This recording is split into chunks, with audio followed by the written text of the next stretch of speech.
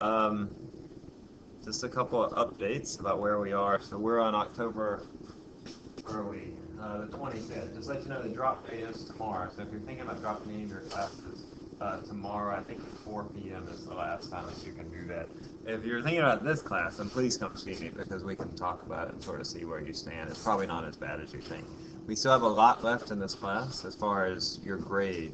You still have your project. We still have 2 exams, right? Yeah, 2 exams. So more than half the class exists as far as is left uncollected, the points that we have. So if you're thinking about dropping the class, then please do come see me. We do have an exam coming up, so we're right here on the 25th. We have next week, and then the following Tuesday we'll have an exam. And also don't forget that we have a reading quiz on October 30th on Tuesday. And that reading quiz will cover all of the chapter on sound, the first and the second part. I don't think we're going to finish it before then, but it'll cover that. As far as the next exam, where did we leave off last time? Did we get any energy on the last exam? Do y'all recall? I think we left off on energy in the body. Okay, so we'll pick up with energy in the body, and we'll get all of the sound chapter on that next exam. And will we get any of the other? Maybe a little bit of chapter 5. We'll see sort of where we are after next week. Okay? Any questions about upcoming things? No? Got clear on what to do? Where we're headed? Okay, awesome. All right, let's look at... All right. No, go ahead. It's okay if you need your pencil. Okay, good. All right, so speed of sound. Let's see, where am I? It's going to be affected by several physical factors.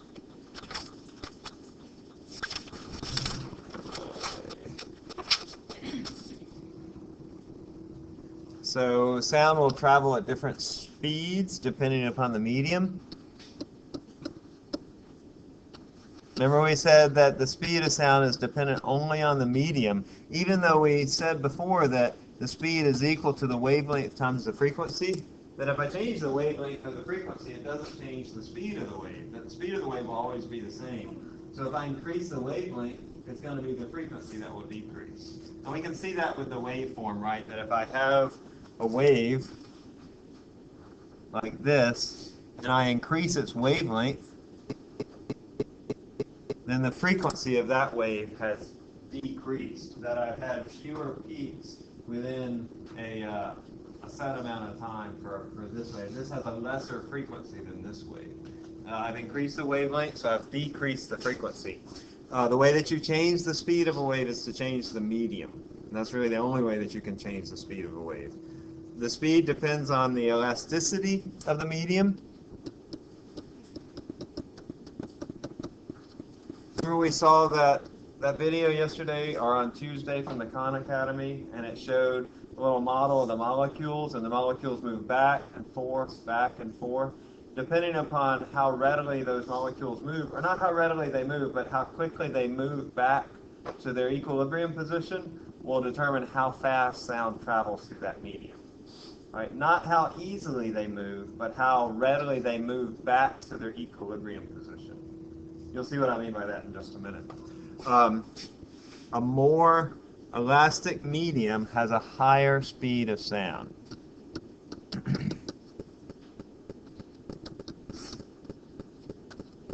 And I don't mean that the medium is more stretchy, right? That like Jell-O, if you push on it, it jiggles. What I mean is that the more readily the molecules of the medium will return to their equilibrium position, then the sound will travel faster. You probably don't know what I mean by that. Well, you'll see when we talk about the different types of mediums and the speeds.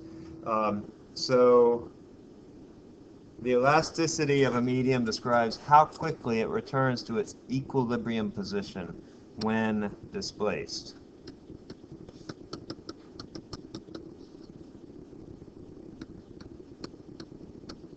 Equilibrium position when displaced. So for example, in this room, the medium is air. if I displace an air molecule, I grab it and I move it over here, I displace it from its original position, it's going to take a long time for that molecule to get back to its original position. So air is not very elastic because the molecules don't return back to their equilibrium position, their original position, very readily. Not a very elastic medium.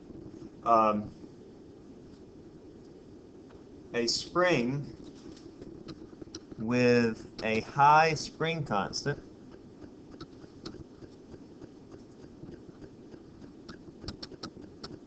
is very elastic. So remember that spring constant from Hooke's law? That's this value. That a spring with a high spring constant, if K is really big, that means that it's a really elastic spring. So elastic is a little different than probably what you think of. That if I have two springs, like the spring inside of our clicky pin and the spring on my car, the big spring on my car, which would you say is more elastic? Forgetting what we said here, which would you say is more elastic when you think of the word elastic? The clicky pin spring or the car spring? You would say the car spring? Well, you're right. It is the car spring, but typically we think, oh, it's the clicky pin. That's more elastic. I can stretch it out more readily. Whereas the car spring is pretty rigid. But in a physical sense, when we talk about elasticity, it means if I displace it, how quickly does it move back to its equilibrium position? And a clicky pin spring, if I stretch it out, it ain't going back to its equilibrium position, right? It's just destroyed, basically. But a car spring, if I compress it, it goes back to its equilibrium position really quickly.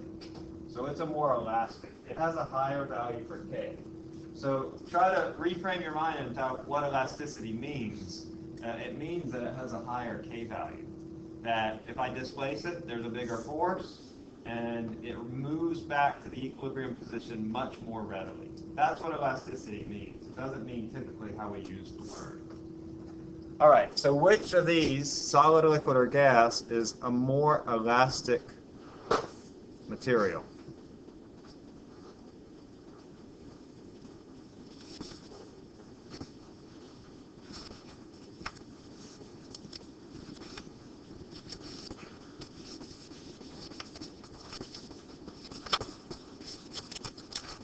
I have a variety of quizzes and exams up here.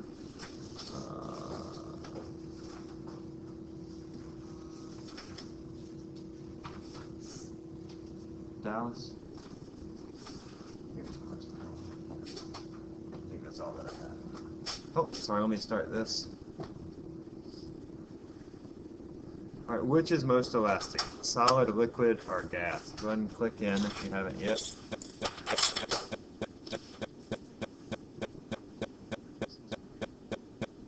Yeah, let's have time. Of course, you don't have to. All right, it's a few more seconds. Missing somebody, so you might want to check the frequency, make sure you're on AA, or make sure that you've clicked in. All right, going away in just 3 seconds. It's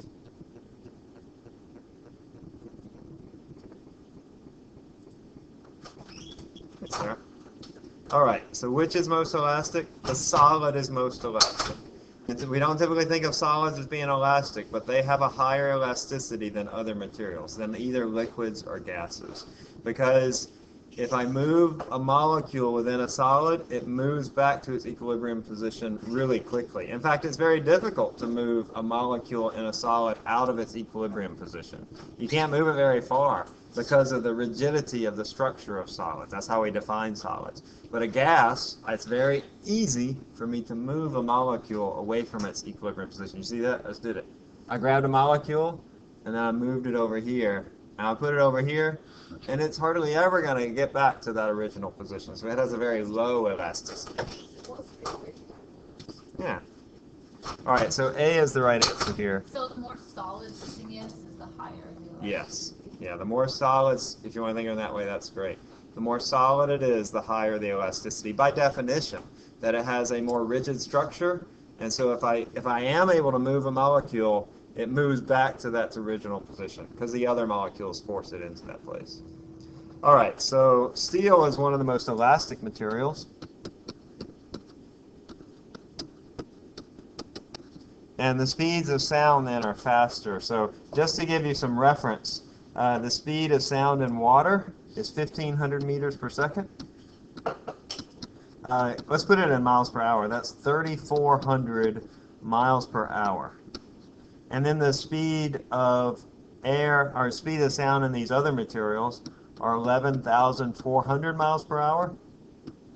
And then the speed of sound in air, I think it was like 300 something meters per second, is 760 miles per hour. So the lowest is in air, and then liquids are next, and then solids are next by a lot. I mean, notice this is almost 3 times the speed of sound in water. A lot faster in steel. Remember, we call those waves something different. In sound, we call them pressure waves, but in compressional waves are pressure waves. But in a solid, we call them a longitudinal wave. It means a lot the same, but you can't really create rarefactions and condensations in a solid like steel. You are moving those molecules a little bit, but not really enough to cause areas of high pressure, because they're incompressible. You can't compress a solid or a liquid. So what is it in space? There is no sound in space because there's no medium at all. So how can't they hear? You can't hear anything in space. Yeah.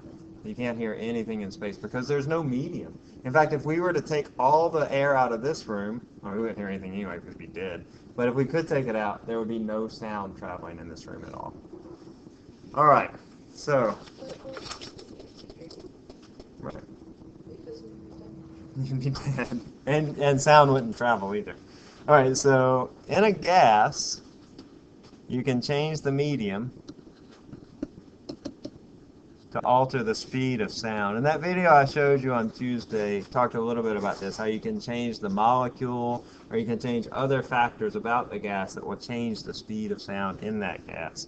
So small molecules move more quickly. They're just more agile.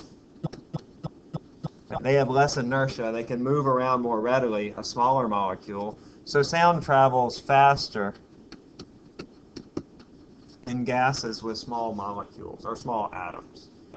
Similarly, for a very similar reason, if the temperature of a gas is big, if the temperature increases, that means that the speed of sound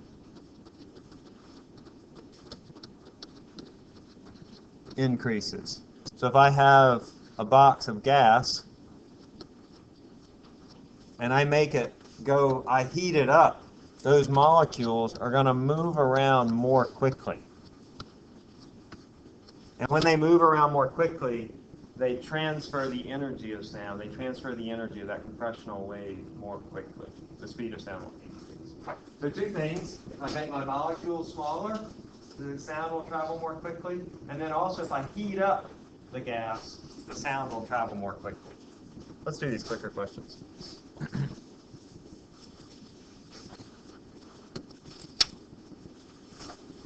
In which of these does sound travel faster? In helium or in air, like in this room, where you have a mixture of mostly nitrogen and oxygen?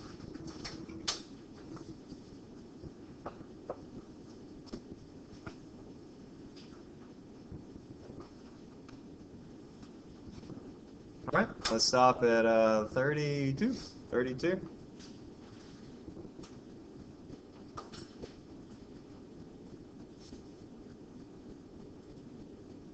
Good job. A is right. So why does it travel faster? If we were to replace this room with helium, why would it travel faster? Because, huh? No? Because it's less weight, so you move faster. Yeah, but Dallas, you're getting it just right. Yes, small, and you're right, but that's exactly on the head. So smaller molecules, or in this case, smaller atoms. A helium atom is smaller. So the sound travels faster. In fact, quite a lot faster. In a helium-filled room, the speed of sound is 972 meters per second. In air, it's 331 meters per second. So almost 3 times as fast. And so class would go 3 times as fast if we replaced all the air in this room with helium. Wait, no, that's not how it works. Yeah. All right. True or false? Sound travels faster in a gas with higher temperature.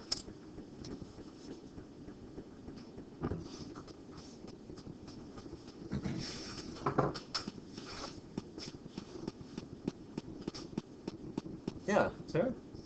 Helium one, is that why whenever you suck in helium, you're... No, that's something different. Oh, okay. Yeah, so I don't know why that is. Like when you breathe helium, it has some effect on Well, you. because you have the, because when you're talking after you do it, a lot of the sound is traveling through helium, so that it doesn't actually. And I don't think it has to do with the helium, like the speed of sound in helium. I don't know what causes it, but the helium leaves your body really quickly.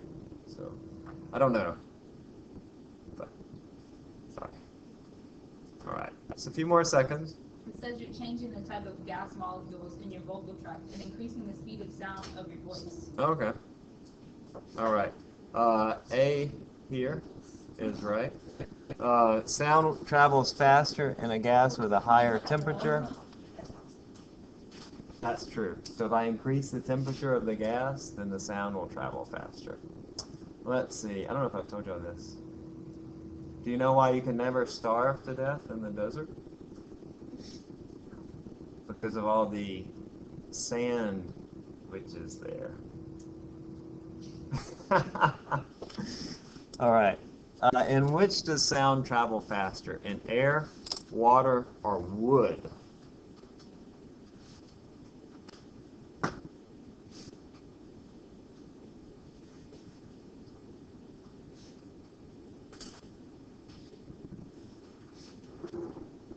Stop at 21. 21.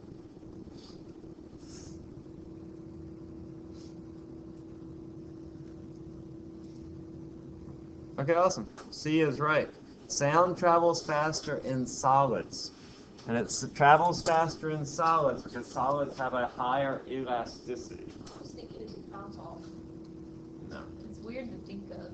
It's weird to it's not how you think of the word elasticity. It's not how you think of sound traveling. But sound travels a lot faster in solids. Now, it's not exactly the same as the sound that we think of. Like, it would be like if I had a steel rod and I tapped the end of the rod, that produces a sound, a wave, and that wave travels through the steel rod at a much faster rate than the same wave would travel through air. Okay? But I know it's not really intuitive, but it's certainly true. The sound travels a lot faster in solids because of the elasticity. Elasticity is bigger. That means that the K value, F equals Kx, that K value is bigger. The spring constant, or the force constant. Yes? Y'all with me on that? All right. Expect that on the exam. All right, so breaking the sound barrier. The book has a section on this. It's kind of cool. I don't know why people are so fascinated with breaking the sound barrier, but we really are, to make things faster and faster. This was first done by Chuck Yeager in 1947.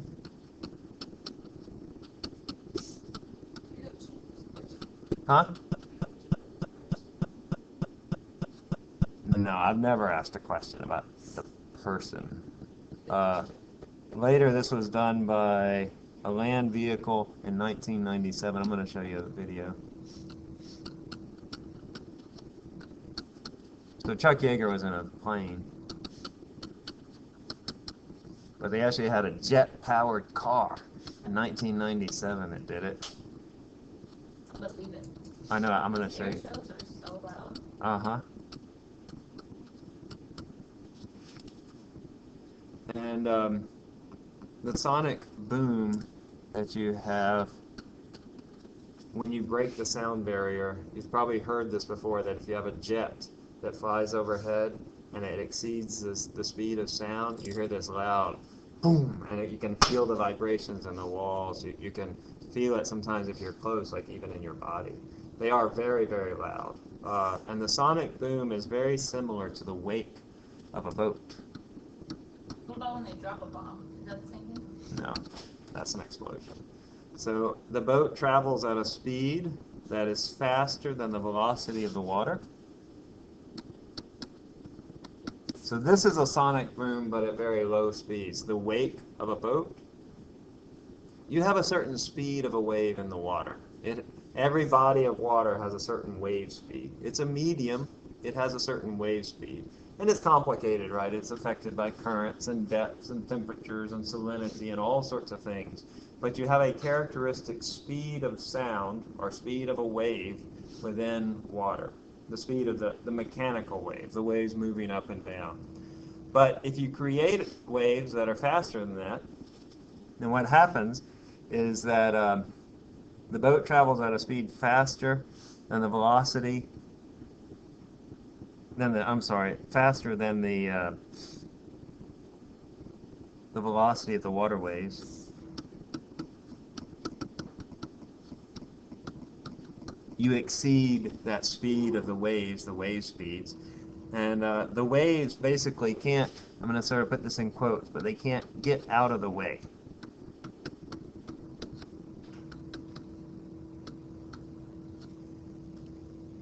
So you're producing waves at a certain rate by the boat.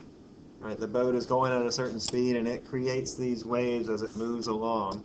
But as they travel through the water, they can't get away fast enough. So they sort of start bunching up like this all together. And when I get waves that bunch up and they begin to overlap, then they create bigger waves. We will see that in a later chapter. It's called, the word just escapes me. Anyway, we're going to see that in a later chapter where we have waves that add up. And we do that with light waves, but we can also do it with mechanical waves. But in a sonic boom, what you're doing is you're getting lots of little waves adding up, and it makes a much bigger wave. Yeah, Kate? Is it very simple, similar to throwing the pebble in the ripples? Similar, yes, but not exactly the same. All right. There are also a number of visible effects due to pressure variations in the sonic boom.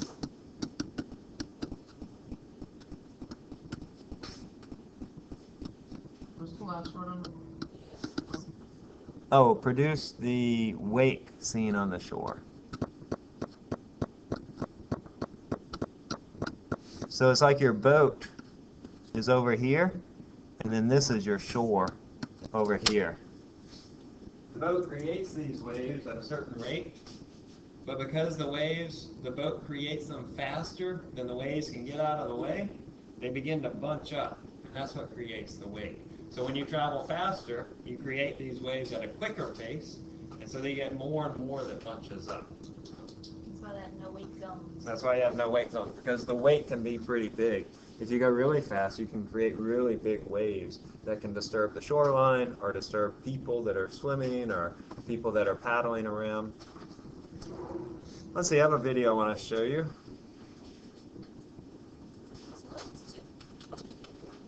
Sonic boom.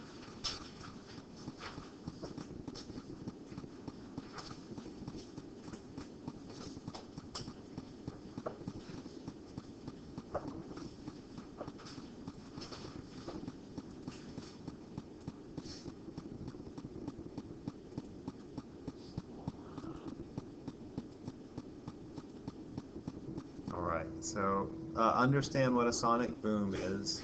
That it's when you exceed the speed of the wave in the medium.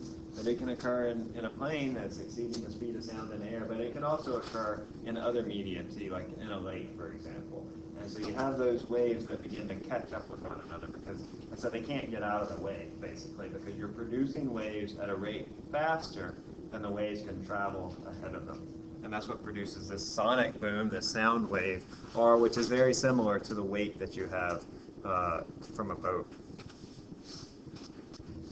All right, production of sound. So sound waves are created by some object. Like we saw yesterday, we had the speaker. You usually have some sort of electromagnetic inducer there that causes the speaker to move back and forth. And when a speaker moves back and forth, there's like a paper cone. It pushes the air at a certain frequency. If you have a low frequency, that would be like a bass. That would be a very low-pitched sound. Or if you have high frequency, that's a very high-pitched sound. So sound waves are created by some object that's pushing on the air.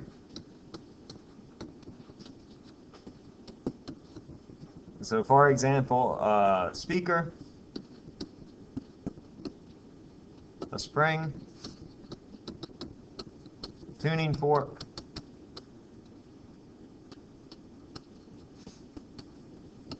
any number of things where they're pushing on the air. That's something I want to go show you. Actually, give me about 20 seconds. I'll be right back. I want to grab something in my office.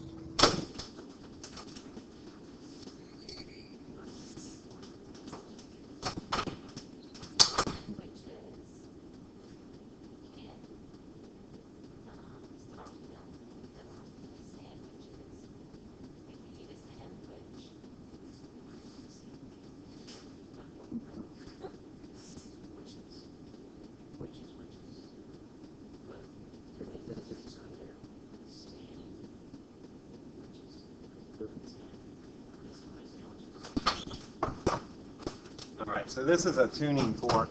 The tuning fork is actually connected to a box. It just acts as a speaker. It amplifies the sound, but if you didn't have the box, you'd also have the sound produced by the tuning fork.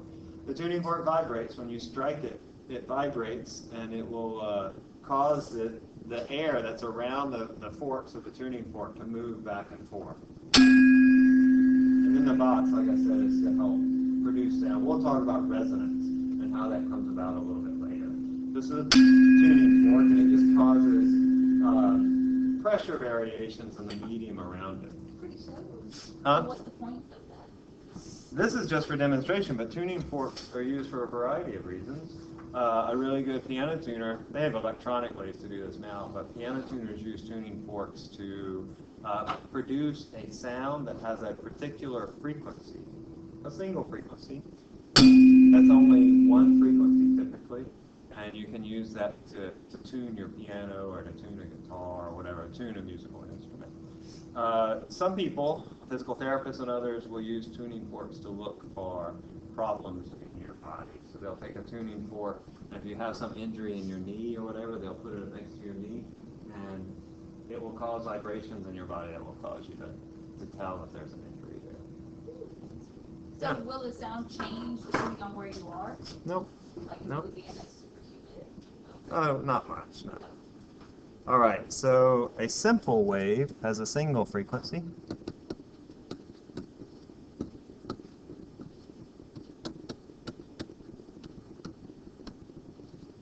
And so a simple wave will look like this.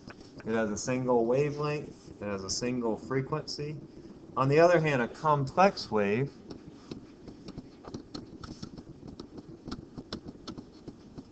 and most of the sounds that we deal with are complex waves, so they have more than one frequency. A complex wave has multiple frequencies added up.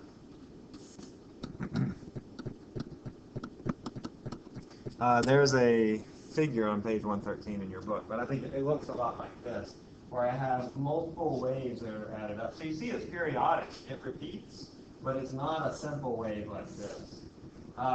You can use a sound generator. These are kind of cool. Let's see. I'll pull this one up. To create complex waves,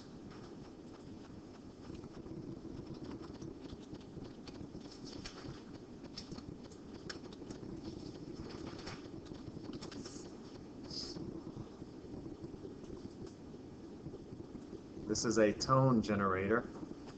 Oh no, this isn't the one I want.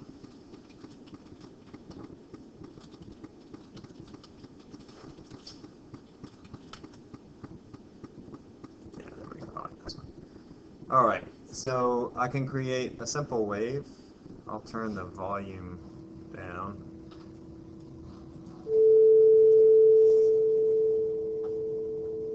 That's a simple wave. It has a frequency of 440 hertz.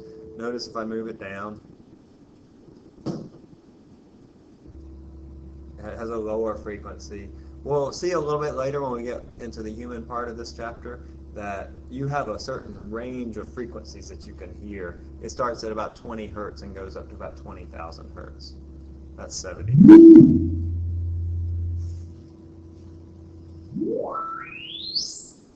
That's high. Can y'all hear that? Really? Hear that? Hear that? Really? Yeah. So, like, I can't hear can't hear that. Oh, I can hear that, but I can't hear that. As you get older, you begin to lose your frequency sensitivity. All right, so that's a single frequency. Let's add in some other frequencies. Is that 100 hertz? So is that what they use when they test your hearing? I don't know. Oh.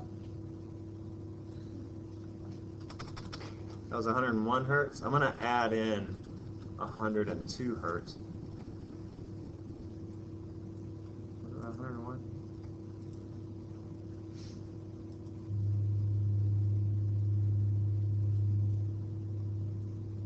So now I have two frequencies. Listen. You hear it? Those are called beats. I'll describe you what beats are. But here we've gone from a simple frequency, a simple wave, like this one, and then we've added in a wave that just has a slightly different frequency. And so what we get is we get something that's a little more complicated. Something, I don't know, maybe something like that. Just something that's a little more complicated than a simple wave. And that's why you have that wah, wah, wah. And then if I add in another tone, Super soothing, makes me go to sleep. yeah. What was that, 101 and 102? Let's do 103.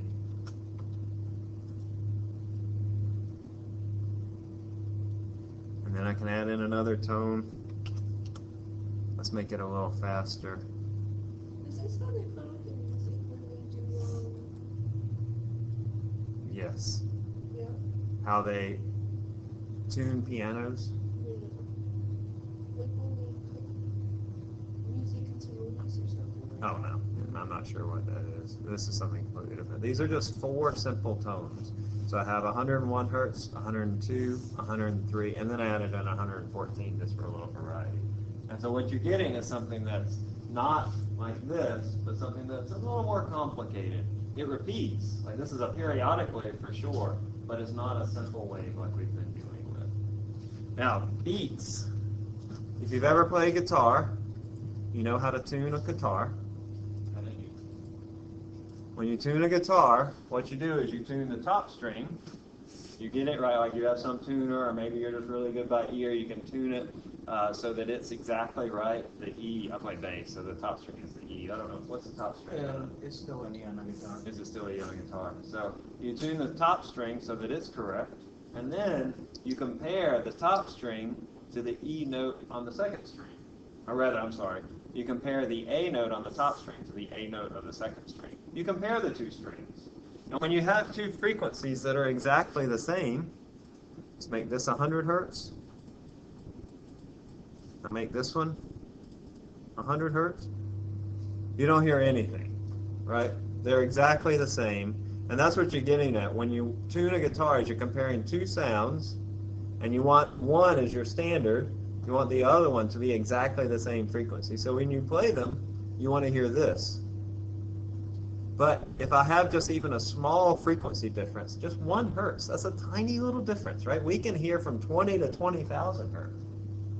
And you hear this. That wah, wah, wah. And this is how piano tuners tune pianos. They listen for this sound.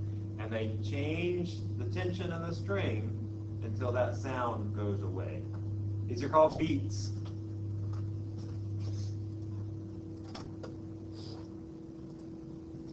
A beat is a difference in the frequency. It's equal to F2 minus F1. And so, for example, in our case, where I had 101 hertz, oops, minus 100 hertz, that's equal to 1 hertz. So the frequency of my beat was 1 hertz. That means when I was playing those tones, so do I still have them up? I'll come back to this.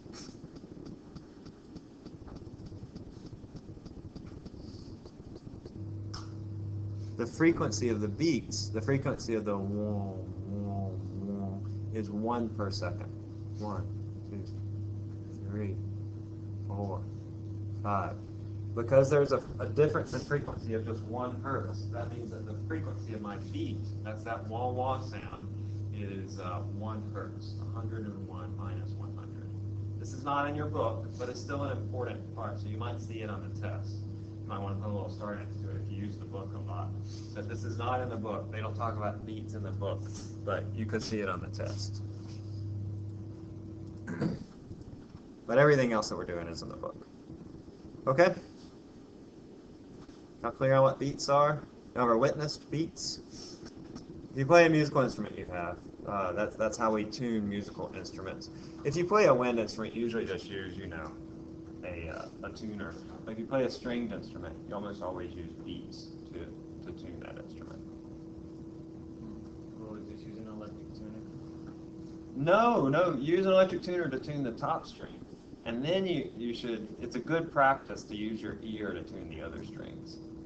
It takes a more refined ear than I have. You need to practice your ear, okay? So, yeah, don't use the electronic tuner for all of them. Try to do it by sound. Okay, so detection of sound. Detection of sound involves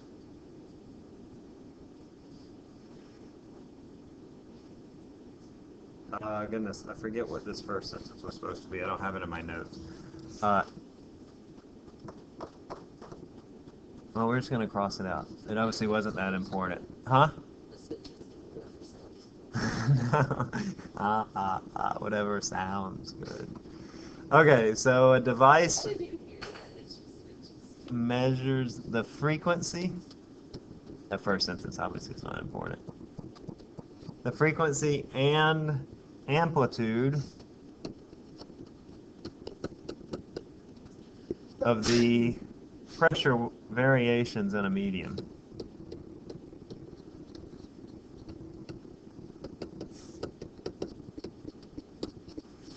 So here I have a microphone. A microphone is a diaphragm. It's a flexible surface. And I have some pressure disturbance that will impinge upon that diaphragm, pushing it in, and then it comes back out and pushes it in and comes back out. And we have an electronic device that converts those pressure variations, those movements of the diaphragm, into an electronic signal. That's what a microphone does, is it just converts those pressure disturbances into an electronic signal. A microphone, an ear,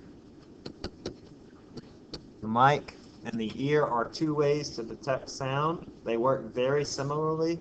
We'll talk about the ear in more detail later next week. But both consist of a diaphragm that vibrates.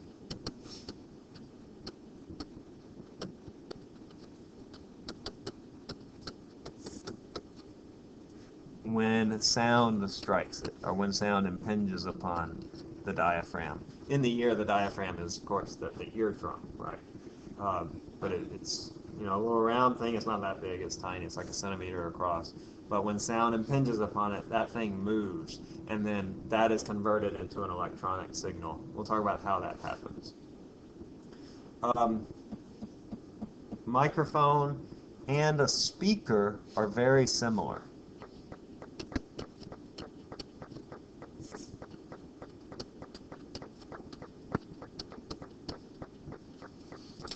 In fact, really just one is the opposite of another. So with a speaker, what happens is that I send in an electronic signal, and it causes the diaphragm to move back and forth at a set frequency.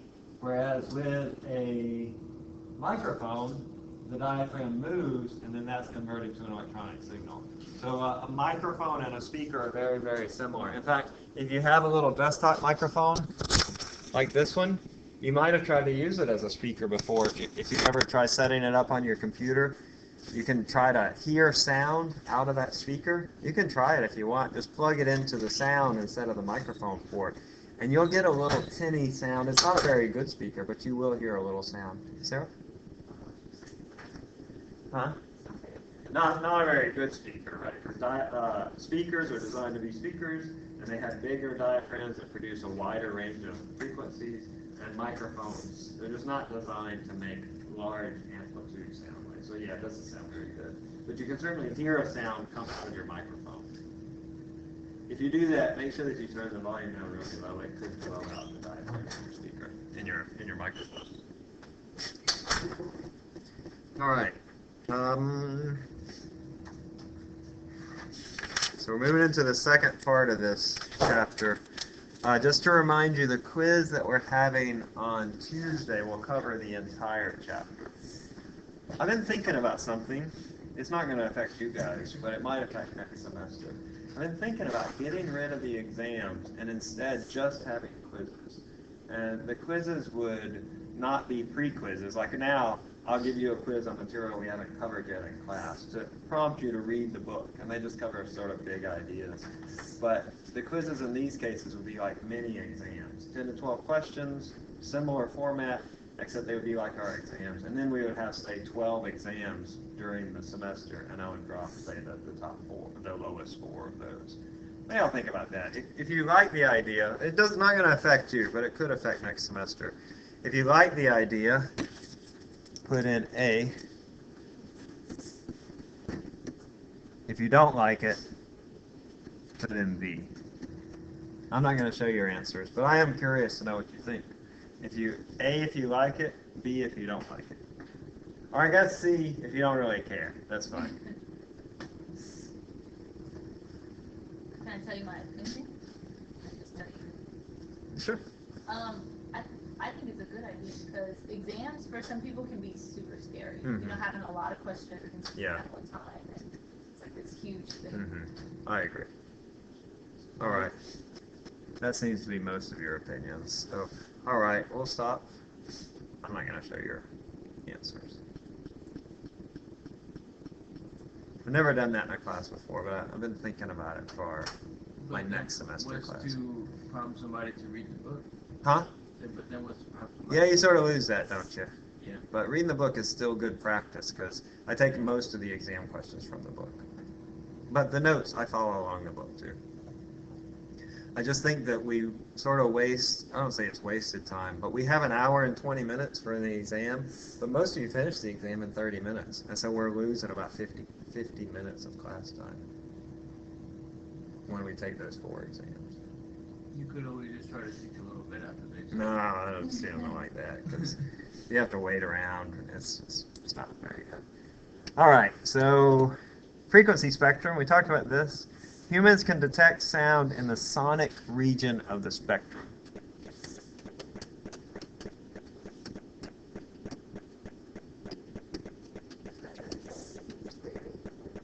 What's that?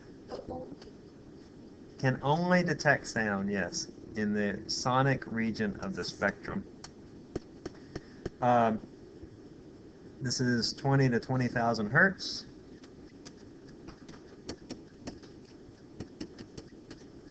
And the lowest frequency that we can hear is 20, and the highest is 20,000. Let's pull that back up. We'll see sort of what is the lowest sound that you can hear. Now, these speakers, they're pretty good speakers in this room, but they don't reach down to 20 hertz very well, because to reach to 20 hertz, you need a pretty big speaker, and that is able to move at such a slow pace, at 20 times per second. You know what I mean, 20 times per second. So you might not be able to hear 20 hertz on these speakers.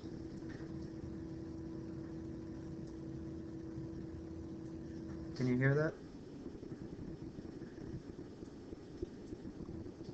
You hear that?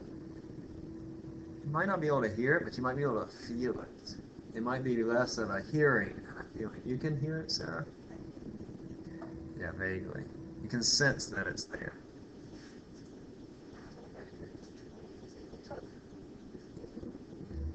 Well, there's the 80, so let's back down.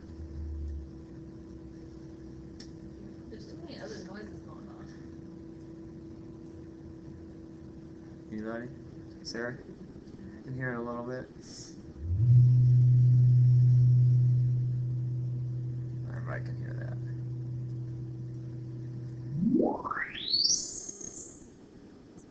Alright, here's the upper range. Y'all can hear that? You can hear it? You can hear it? Paul, you can hear it? Y'all can hear that? Oh, I'm sorry, okay, sorry, that's painful, I know. As you get older, you can't hear as well, so I drop off at about 12,000 hertz. And and also if you have hearing damage, I used to play in like a heavy metal band when I was in high school, and so we didn't hear any sort of hearing protection, or we had this little cabin out in the woods, and we'd have all of our big amps, and they'd be all cranked up all weekend long. So my hearing's kind of shot. Listen to a lot, and we've never and having headphones on really loud. Yeah, headphones aren't good for you. We'll talk about them. Yeah, Sarah? Just a quick question. What exactly is the sonic region, or do we not need to know about what that? Just know. No, you just need to know that the sonic region is the spectrum of sound that you can hear. Okay. That's from 20 to 20,000 hertz. Okay. That's really all you need to know. Are there some like weird people that can hear lower or higher? I don't think so. Oh. Although, I think I'll show you this video later. I want to put fast.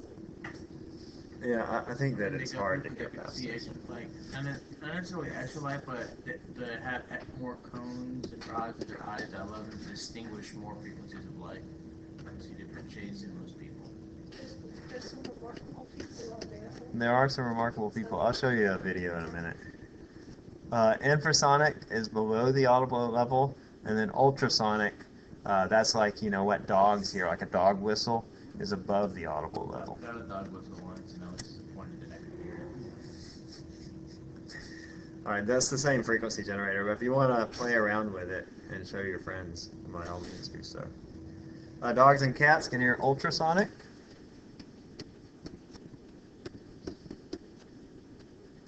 In fact, I think that my dog, she's a puppy, so it's like everything is new to her. She's 8 months old.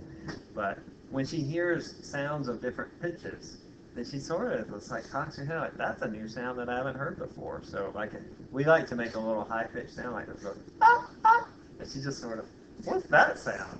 But dogs can also hear above the 20,000 hertz level. They can hear that ultrasonic. That's why I use it for dog whistling. Does that mean like they be barking like crazy sometimes? Maybe so. I think they're just, sometimes they're just crazy. But I actually had when I was a kid, I had a small Papillon, and my dad used to drive a big old diesel truck, and he would be able to distinguish that specific engine as it was coming down the road. Like, Yeah, he sure. would have all kinds, and he wouldn't react, but as soon as he heard that one, yeah, that's when his head would like pop up, like, oh, here it sure. is. Yeah, our dog can distinguish our car, and it's not it's not a big diesel truck. It's just, a Honda Odyssey. But other animals are known to communicate by infrasonic waves that can travel very long distances. Like dolphins. Like dolphins. No, not dolphins. Dolphins will communicate by the higher pitch, but like whales will communicate by infrasonic, the lower frequency. I remember when I was a kid, we used to get National Geographic from, my mom cleaned houses, right? And so every once in a while, she would bring home big piles of National Geographic from the people's houses that were throwing them away. So we didn't have magazine subscriptions, right? It's like only rich people have magazine subscriptions. But she would, I know, it's expensive. So she would bring them home. And I remember one year getting one that had a record inside of it. Do you remember when you get records inside of magazines? And I played it, and it was the sounds of the whales, and it was just fascinating to me. I was like a 4th grade student. It was fascinating to me how these whales would communicate. You ever heard the call of a whale? Not in person. Yeah. So I remember as a 4th grader just sitting around listening to this little floppy record. It was a square floppy record that we got in the National Geographic. I'm sure everyone's thinking of Finding Nemo right now. Right. Yeah. Seen it, but, yeah. And now, Sarah? Wait, but how are you able to hear if they're talking below and all below? Oh, well, yeah, so it's a really low pitched sound, but they also have sounds that they produce below Oh, the okay. infrasonic. Yeah, you're right. You couldn't really hear that if it was infrasonic. So dolphins belong with the dogs and cats with hearing. I think so, Kate. I don't know. I'm not a dolphin expert. That's my understanding is that dolphins, you might know, dolphins communicate by ultrasonic. I think that's right. All right, so ultrasound equipment. Do used to, of course, image babies, but also to image for injuries and to look at your organs inside of your body. They use about 20 million hertz. So 10 times or 1,000 times the ultrasonic level. And these vibrations or waves are absorbed quickly. We'll see this again soon.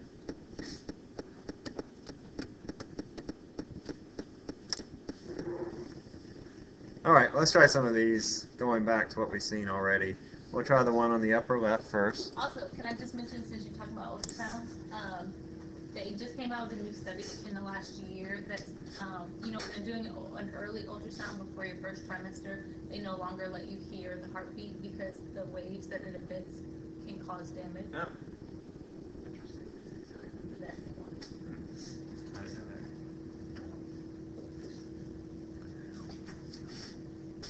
But you do it with a microphone, actually. It's not ultrasound. Well, yeah, but it's on the little ultrasound thing. Oh, okay. All right. So what happens if the mass of the string is increased to the pitch or the frequency? Does the pitch decrease, increase, or remain the same?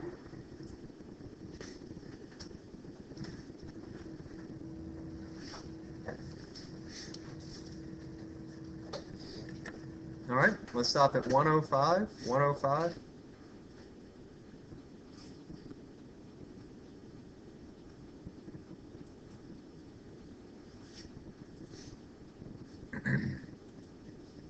A is right. So remember, our frequency is, gosh, what is it? 1 over 2L or something? I always forget.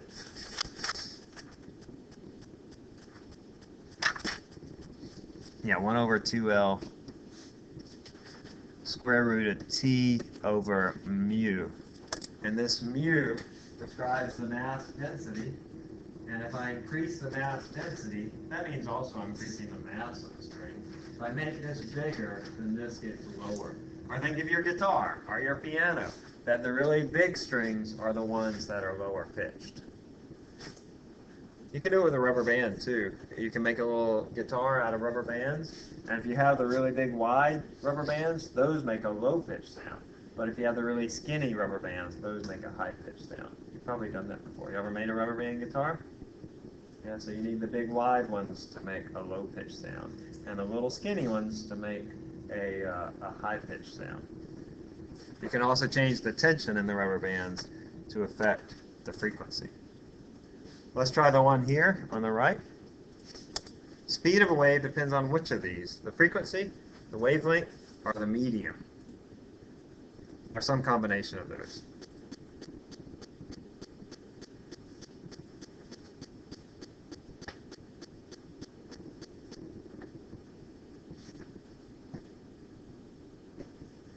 Okay, so let's stop at 30. 30.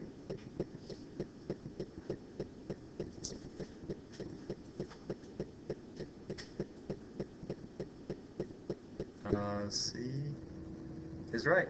It's only the medium. So remember, we said this before. Let me reiterate because it's kind of important. Our speed of a wave is equal to the frequency times the wavelength. But the speed of a wave is not dependent upon either of these. The speed of the wave is only dependent upon the medium, not on the frequency, not on the wavelength. So if I change one of these, it changes the other. It doesn't change this. This is always constant unless you change the medium. So C is right here. So when you say depends on it, you mean like changes it? Right. It's dependent upon which of those variables. The one on the left here, the lowest pitch a person can hear.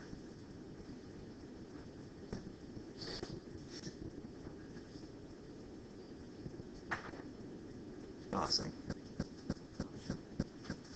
All right, just a few more seconds. Stop at 23.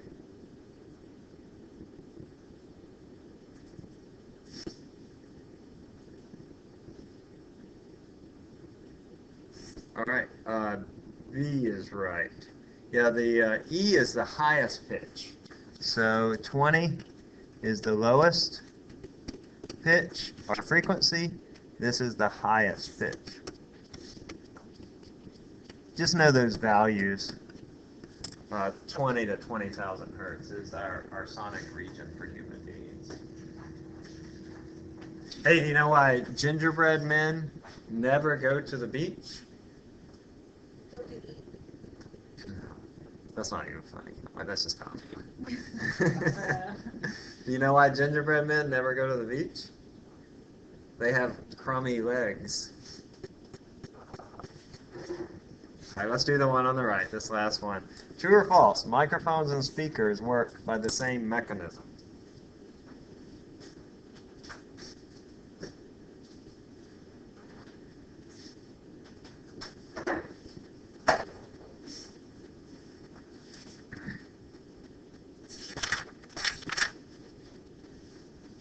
All right, let's stop here.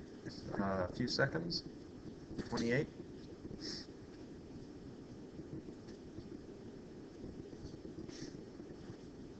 You are awesome. A is right. Remember, microphones and speakers are very similar. They're the same. They work by the same mechanism. A diaphragm that moves back and forth and converts that to an electronic signal, or the reverse of that. A pony, this is a bar joke, sorry, but a pony walks into a bar and he says to the bartender, "Hey, can I have a drink?" And the bartender says, "What?" And the pony says, "Hey, can I have a drink?" And the bartender says, "What?" And then the pony says, "Sorry, I'm just a little horse."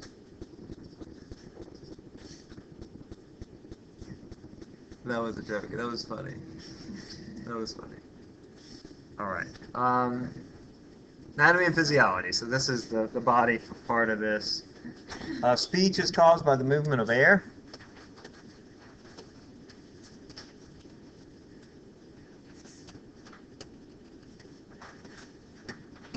Past the vocal cords.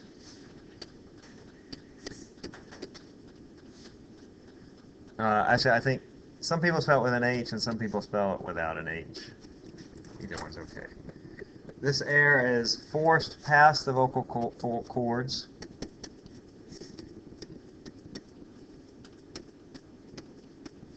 Because of the diaphragm.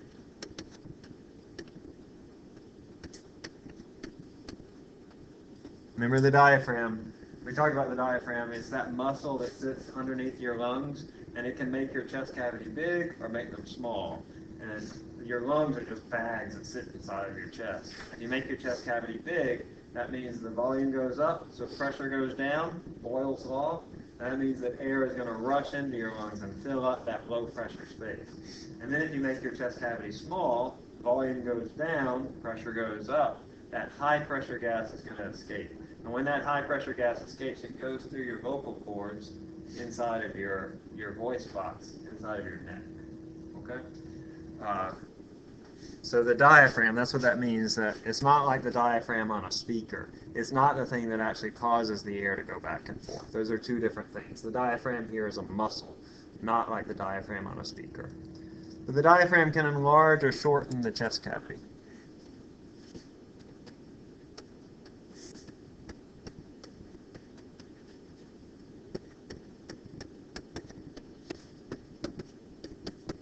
And remember Boyle's law, not on the test, but Boyle's law of PV. As P goes up, V goes down, and vice versa. People generally breathe 12 to 15 times per second.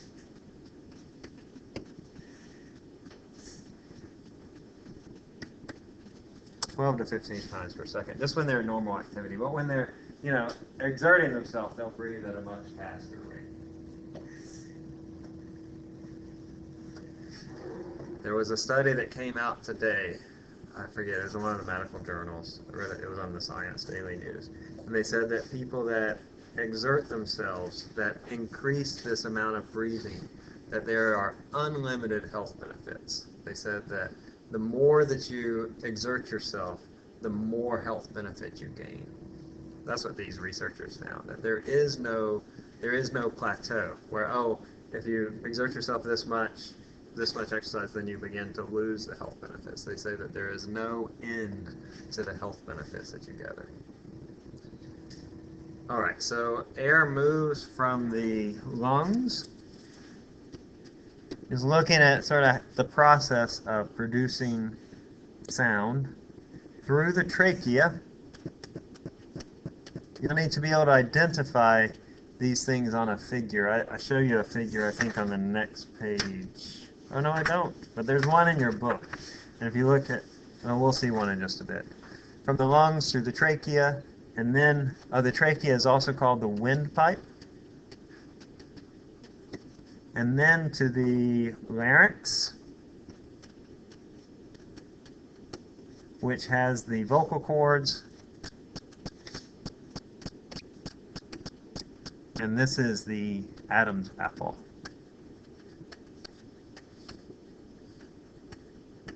When I say this, I mean the larynx is the Adam. This thing right here. You can probably feel it, sort of cartilage, and it protects the vocal cords, which are inside of it. It sits on top of the trachea or the windpipe. The air in the lungs are compressed, are made bigger by the diaphragm, pushes that air up through the windpipe into the trachea, or into the larynx, excuse me, right here. And as you talk, you can feel hum or something. You aren't humming. I just hear Kate humming. Paul's not humming. And you have to hold your larynx. You have to hold your larynx. You aren't doing this. Jove, not humming. And hold your larynx, too. You feel the vibrations there? Those are the vocal cords that are vibrating back and forth, like a guitar. So you have a little guitar, a little two-string guitar inside of your larynx, your Adam's apples. Adam's apple. Huh? Isn't that awesome? It's like a musical instrument in your throat. And some people are quite good at using a musical instrument. And then others, you know, like me and probably most of us in this room are not very good at using it. That was your hyoid. No, this is your larynx. The hyoid, I think, is there. I don't really know. It's a bone or something. Right? No, this is a cartilage thing. All right? I don't know what the hyoid does. Nothing. The vocal cords, which are also called the vocal folds,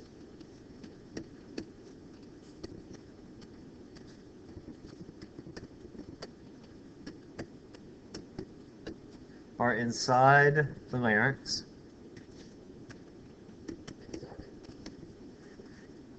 A V? Where? T-H-E.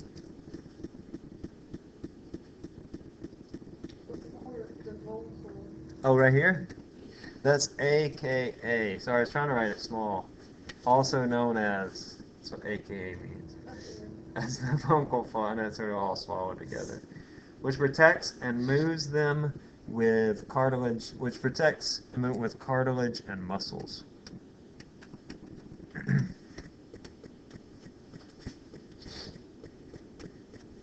Your vocal cords can move around. In fact, that's how we make different sounds, that there are muscles that will pull them tight or make them loose. That's how we make high-pitched sounds or low-pitched sounds. See if y'all can do this. This is hard.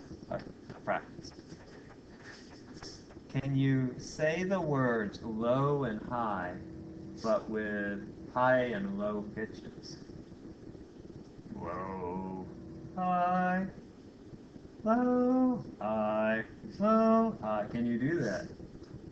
It's not easy. Let's hear it. Come on.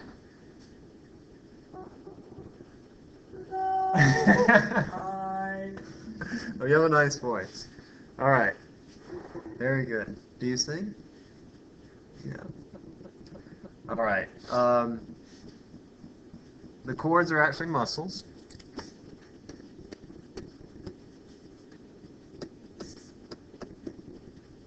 That can open or close depending on the situation.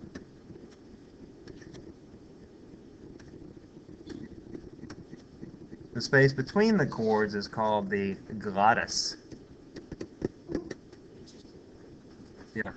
And the glottis, if you're whispering, is open. So our vocal cords are here. The space here, this space is called the glottis. And if I'm whispering or if I have a breathy sound, that means that the space, that glottis, is open. So the vocal cords are pulled apart. My glottis is open. If I'm breathing, then obviously my glottis is what? Closed. No, it's not closed. It's open. How would I be able to breathe if my glottis was all closed up? Or it'd be more difficult to breathe. And when I'm speaking, like this normally, that is that I have stops in my sound. I produce sound and then I stop the sound. It's open and closed, right? So open and closed. In fact, a glottal stop